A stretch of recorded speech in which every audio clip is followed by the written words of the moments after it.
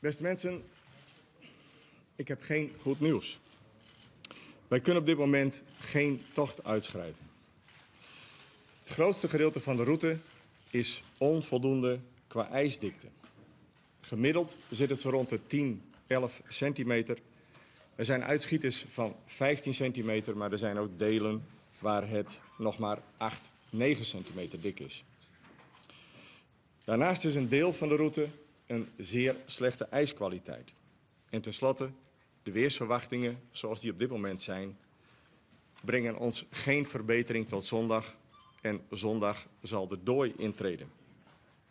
Ik kan u zeggen dat dit een heel moeilijk, maar unaniem besluit is van het bestuur, maar ook van alle rayonhoofden.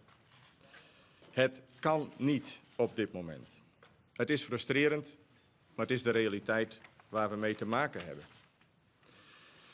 We hebben 10 dagen vorst gehad, met een paar dagen zeer strenge vorst. We hadden ijs op plaatsen waar we het in 15 jaar en vele jaren daarvoor niet zagen groeien. En de lange termijn vooruitzichten waren uitstekend. Het bestuur heeft daarom vorige week besloten om in actie te komen. En dat betekent dat we zondag de rayonhoofden bij elkaar hebben geroepen en een informerende bijeenkomst daaraan gekoppeld hebben in het begin van de week. Alles open en transparant. Alles ingezet volledig om deze periode te kunnen benutten. We hebben 3 dagen lang ongelooflijk veel vrijwilligers aan het werk gehad en de sneeuw is op de meeste plaatsen handmatig van het ijs verwijderd. Erg veel dank voor al die mensen die zich daarvoor hebben ingezet. Vrijwilligers, geen commercie, geen sponsoring, dat blijkt nog steeds te kunnen werken. Met elkaar zetten we de schouders eronder. 10 dagen vorst is een korte periode met in het begin een enorme groei van de ijshoeveelheid. Maar afgelopen zaterdag is nog een van onze rayonhoofden door het ijs gezakt.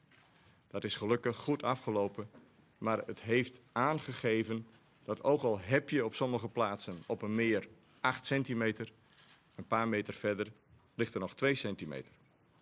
Maandag zijn onze mensen met prikkers meter voor meter over het Slotermeer gegaan om een route te zoeken.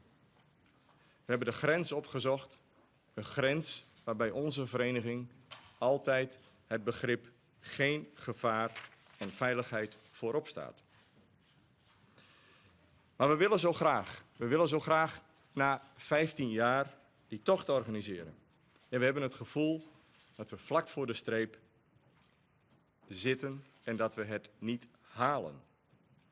Veiligheid is voor ons net zo belangrijk als die enorme wens om die tocht te organiseren. We blijven zitten met het gevoel van frustratie. Maar we zijn ook ongelooflijk trots op wat we met elkaar aan energie hebben gemobiliseerd in deze periode. Dank u wel.